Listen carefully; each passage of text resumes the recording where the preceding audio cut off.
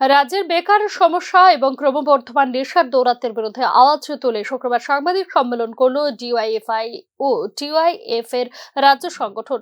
রাজ্যের কলেজগুলিতে অধ্যাপক নিয়োগের দাবি সহ রাজ্যব্যাপী নেশার সাম্রাজ্য বিস্তারের ফলে রাজ্যের যুব সম্প্রদায় নেশার প্রতি আসক্তি সৃষ্টি হয়েছে বলে সাংবাদিক সম্মেলনে অভিযোগ করেছেন ডিওয়াইএফআই এর নেতৃত্বরা।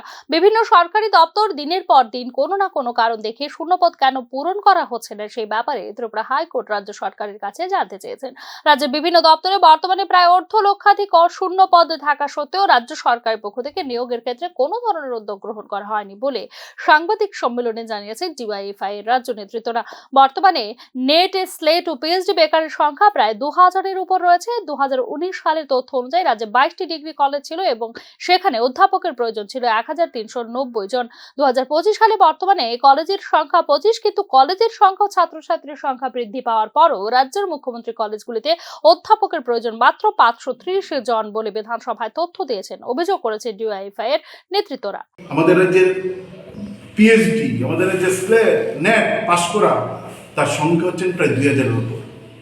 কলেজগুলোতে এখন তিনি বলছেন যে 1230 জন অধ্যাপক থাকা প্রয়োজন। 2019 সালে এই সরকার বলেছিল কলেজগুলোতে, তখন কলেজের সংখ্যা ছিল 22 সাধারণ ডিগ্রি কলেজ, তখন বলেছিল কলেজগুলোতে অধ্যাপকের সংখ্যা থাকা প্রয়োজন হচ্ছেন 1390 জন। 2019 সালে বলেছিলেন। 2025 সালে যখন বলছেন তখন আমাদের রাজ্যের কলেজের সংখ্যা বেড়েছে, ছাত্রছাত্রীর সংখ্যাও বেড়েছে। তো এখন কলেজের সংখ্যা 25, ছাত্রছাত্রীর সংখ্যা বেড়েছে। এখন বলছেন কলেজে অধ্যাপক থাকা প্রয়োজন 1230, কমিয়ে দিচ্ছেন পরিকল্পিতভাবে।